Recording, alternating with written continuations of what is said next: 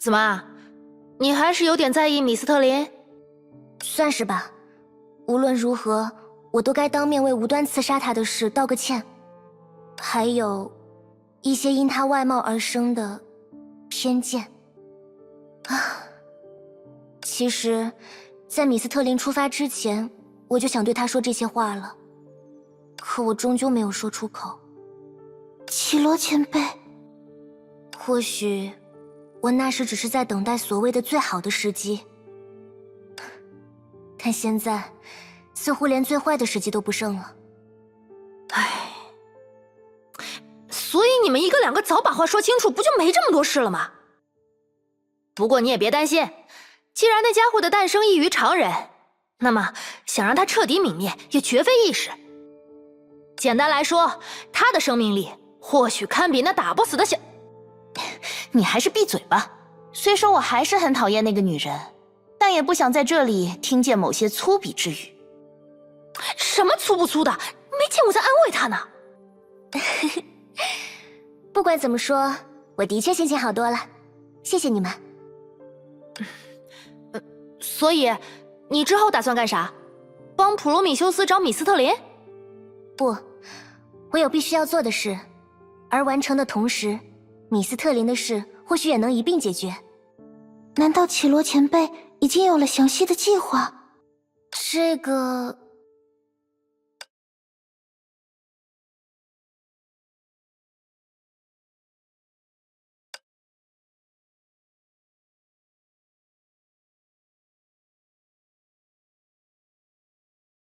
你就是跑到沙铁国度，我也能知道你在想什么。唉，你们也知道，我背着金平堂长老偷偷溜出了糖果屋。那时的我，对梭了解不多，以为自己一个人就能解决问题。但就现在的局面来看，光是对付一个维塔，就让所有人付出了如此大的代价，而我们甚至还不知道，真正的梭进化到了什么样的形态。所以，最稳妥的做法是我先在这里等待薛定谔的联络，再和他一起返回本真世界，寻求德丽莎和 Kiana 的援助。等大家合力解决梭之后，再回糖果屋不迟。你们自己评价吧。这不就是离家出走又怕被家长骂，所以干脆不回家，在补习班待着，直到考个满分，好让他们骂轻点。抛开这点，我和薛定谔的确很久都没有回地球了。比安卡他们肯定很想见我们，苏珊娜也是。你不会打算把所有人对你和石头博士的思念都搬出来说一遍吧？所以，时之掠者之后也打算回地球吗？我还没想好，留在这边看看鬼火和人类共处的未来也不错。回去看看其他人到底有多思念我们的绮罗前辈，好像也蛮有意思。喂！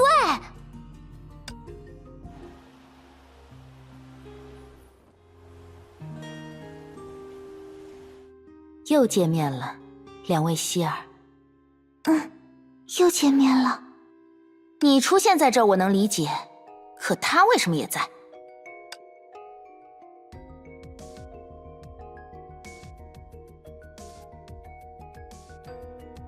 希尔，我愿意为0015号之前的所有不敬道歉，但请你相信，他今后不会再危害任何人。姐姐，你为什么要替我道歉？我明明可以自己来。你俩这是闹哪一出？高塔贤者，关于米斯特林的下落，你这边有什么线索吗？谢谢你还愿意如此称呼我，希尔。离开圣痕空间是在一瞬间发生的事，在这之前没有任何征兆，在这之后，米斯特林也未曾现身。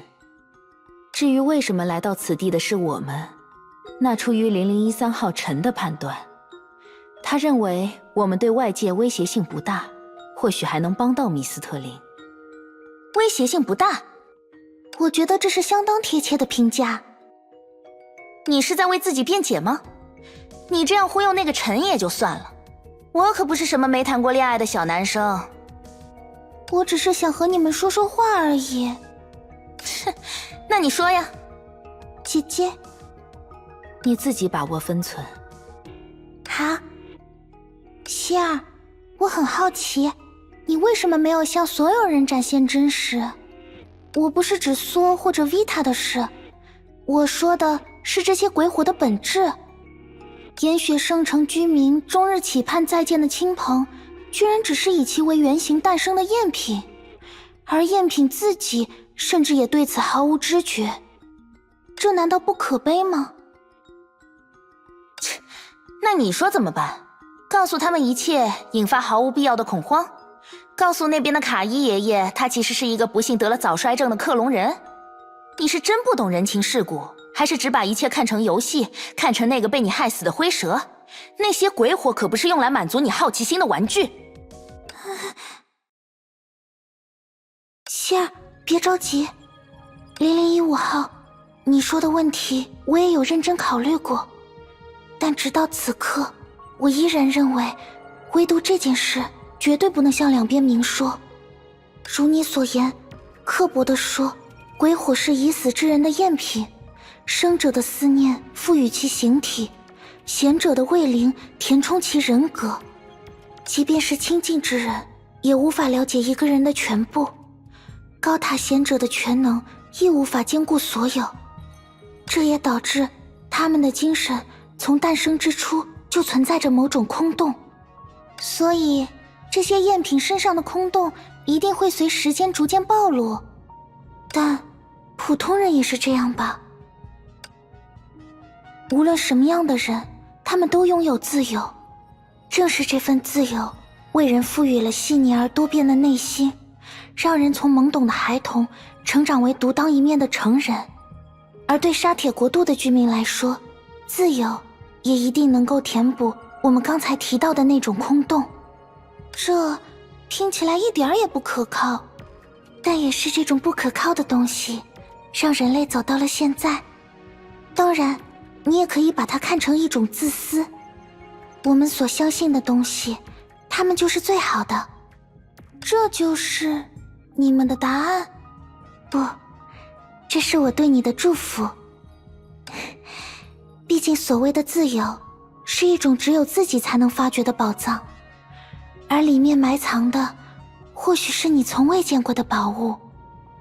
你有心探寻，就必将在未来的旅途中收获它，分享它，理解它，并因此成为全新的生命。别担心，你的姐姐一定会指引你，她可是高塔贤者呢。我明白了，希儿，我会好好履行这份职责。